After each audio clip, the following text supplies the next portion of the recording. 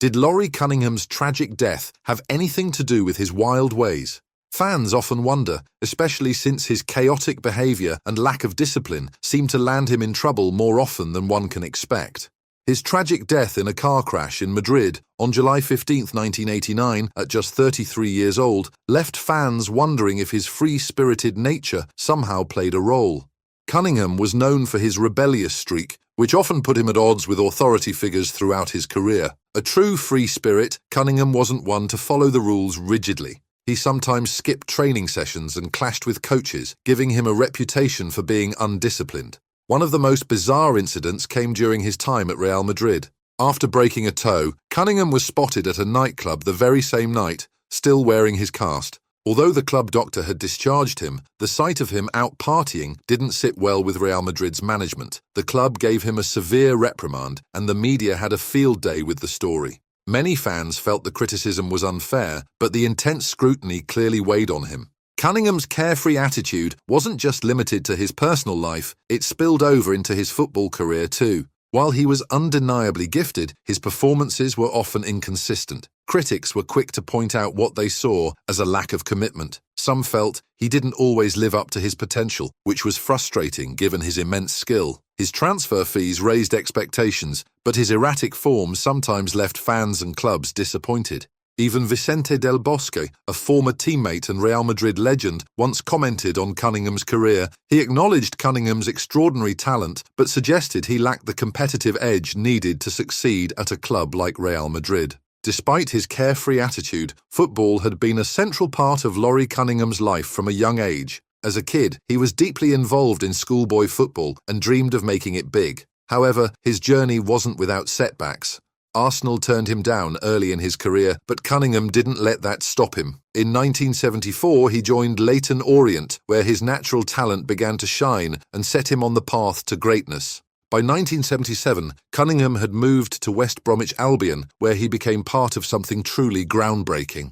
Under manager Johnny Giles, he teamed up with Cyril Regis, another black player, forming a partnership that would soon become iconic. The following year, under manager Ron Atkinson, Brendan Batson joined the squad. This trio of black players on the same English top-flight team was a rarity at the time. It was only the second instance in history, the first being when Clyde Best, Clive Charles and Ade Coker played together for West Ham United in 1972. Atkinson, with his flair for nicknames, called Cunningham, Batson and Regis the Three Degrees after the famous US soul group. The name stuck and symbolised not just their incredible skills on the pitch, but also the barriers they were breaking in English football. Their presence wasn't just about football, it was about changing perceptions and showing that talent transcends race.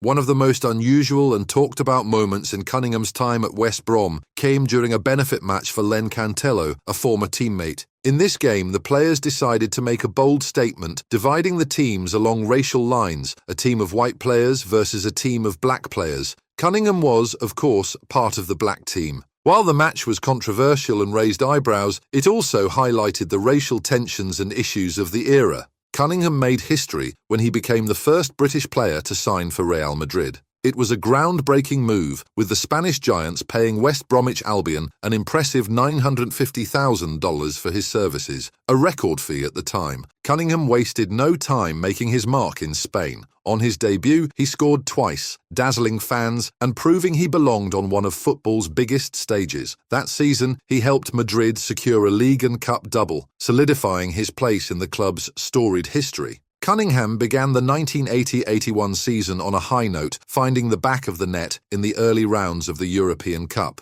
But his momentum came to an abrupt halt when he suffered a toe injury that required surgery. He made a remarkable recovery just in time for the 1981 European Cup final against Liverpool in Paris. Despite his efforts, Madrid fell short, losing 1-0 in a hard-fought match. Things took a turn for the worse during the 1981-82 season. A thigh injury sidelined Cunningham for most of the campaign, leaving him with just 3 league appearances and no goals to show for them. One of the few highlights came during the UEFA Cup quarter-final against Kaiserslautern. In the first leg, Cunningham showcased his brilliance, scoring in Madrid's 3-1 win. However, the second leg was a nightmare. Cunningham was sent off shortly before halftime for retaliation, and Madrid suffered their worst ever European defeat, losing 5-0. Despite the struggles, Cunningham added another Copa del Rey medal to his collection, playing in the final as Madrid edged out Sporting Gijón 2-1. But it was a tough, frustrating season for him, and things didn't get much better. Madrid's signing of Johnny Metgod to pair with Uli Stielike as their two permitted foreign players left Cunningham on the sidelines for much of the 1982-83 season. In April 1983, he reunited with former manager Ron Atkinson on loan at Manchester United, hoping to reignite his career. By the end of the 1982-83 season, Cunningham's time at Real Madrid had run its course. He moved on, joining Sporting Gijón and later Marseille, hoping for a fresh start. While his time in Madrid was filled with ups and downs, it was a chapter that showcased both his immense talent and the challenges he faced at the highest level of the game. After just one season in France playing for Marseille in 1984-85, he returned to England to join Leicester City. Unfortunately, his time there was cut short due to another injury, and he only managed half a season before moving on again. By the end of the 1985-86 season, Cunningham was back in Spain, this time with Rayo Vallecano, a second-tier team. It was a step down from the bright lights of Real Madrid, but Cunningham didn't let that stop him from making an impact. He then moved to Belgium for the 1987-88 season, joining Charleroi, but his career seemed to be plagued by bad luck. Another injury struck, forcing him to miss much of the campaign. In early 1988, Cunningham returned to England on a short-term deal with Wimbledon, a team famous for their underdog spirit. It turned out to be a perfect fit for the moment, as Cunningham played a small but meaningful role in one of the most memorable moments in English football history, helping Wimbledon defeat Liverpool in the 1988 FA Cup final. Known as the Crazy Gang, Wimbledon pulled off an incredible upset, and Cunningham added yet another achievement to his career. Cunningham then returned to Spain for one final chapter with Rayo Vallecano in the 1988-89 season. Despite all the injuries and setbacks, he still had something left to give. He scored the goal that secured Rayo's promotion to the Primera Division, giving their fans a reason to celebrate and cementing his legacy with the club. Cunningham's incredible talent wasn't limited to club football. It also shone on the international stage. On April 27, 1977, he made his debut for the England under-21 team in a friendly match against Scotland at Bramall Lane. Cunningham marked the occasion in style, scoring a goal and immediately proving his worth. At the time, many believed he was the first black player to wear an England shirt at any level. However, it was later revealed that Benjamin Odeje had actually been the first, playing for the England schoolboys back in 1971. 2 years later, in 1979, Cunningham stepped up to the senior England team, making his debut in a home international match against Wales. It was a proud moment, but his time with the national team would be frustratingly limited. Despite his remarkable achievements, including winning the league and cup double with Real Madrid, England manager Ron Greenwood didn't select him for the squad for UEFA Euro 1980. Many fans were baffled, feeling that Cunningham's skill and flair could have added a new dimension to the team.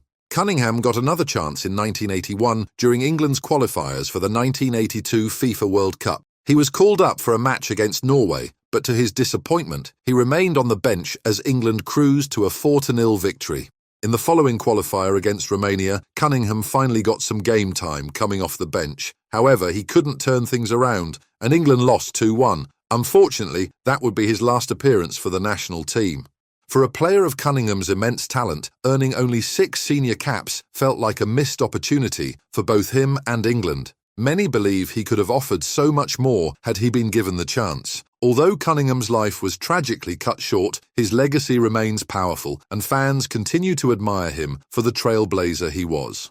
In November 2004, West Bromwich Albion honoured him by naming him one of the club's 16 greatest players in a poll celebrating their 125th anniversary. To further recognise his impact, the club decided to feature him in a mural of former players at the Hawthorns, ensuring his story would inspire generations to come. His influence extends far beyond the football pitch. In October 2013, the Nubian Jack Community Trust unveiled a blue plaque outside Brisbane Road, Leyton Orient's home ground, where Cunningham had first made a name for himself in professional football. 2 years later, in September 2015, English Heritage honoured him with another blue plaque, this time at his childhood home on Lancaster Road in Stroud Green, London. These plaques serve as lasting reminders of his incredible journey and the barriers he broke along the way. Statues have also been erected to celebrate Cunningham's contributions to football and his role as a pioneer for black players. In November 2017, a statue by sculptor Graham Ibbison was unveiled in Coronation Gardens, near Leyton Orient's Brisbane Road, paying tribute to Cunningham's early years and his impact at the club. 2 years later, in May 2019, another statue by Ibbison was revealed in West Bromwich Town Centre. This statue honours not just Cunningham, but also his historic partnership with teammates Cyril Regis and Brendan Batson. Known as the 3 Degrees, these players helped pave the way for black footballers at a time when racism in the sport was rampant. A spokesperson for the project captured their importance perfectly, saying, "The 3 players opened the gates to allow black players into football at a time when they were locked out." Cunningham's story has also inspired art and theatre. In 2019, a play called Getting the Third Degree by Dougie Blaxland debuted, exploring Cunningham's life and the challenges he faced as one of football's first black superstars. From his early days in East London to becoming the first British player to sign for Real Madrid, he showed incredible skill and flair on the football pitch. He made history with West Bromwich Albion, forming the iconic trio, the 3 Degrees, with Cyril Regis and Brendan Batson, paving the way for black players in football during a challenging time. At Real Madrid, he dazzled fans but also faced setbacks with injuries and missed opportunities. Despite the highs and lows, his talent left a lasting mark on every club he played for. Laurie's career had moments of brilliance, but it was also filled with struggles, including racism and criticism over his perceived lack of discipline. Laurie's life was cut short at just 33 years old in a car crash in Madrid, but his legacy lives on through the honours, statues and tributes that continue to celebrate his impact on football and society. And that wraps up today's video. If you enjoyed it, don't forget to hit that like button and subscribe to the channel for more amazing content. See you in the next one.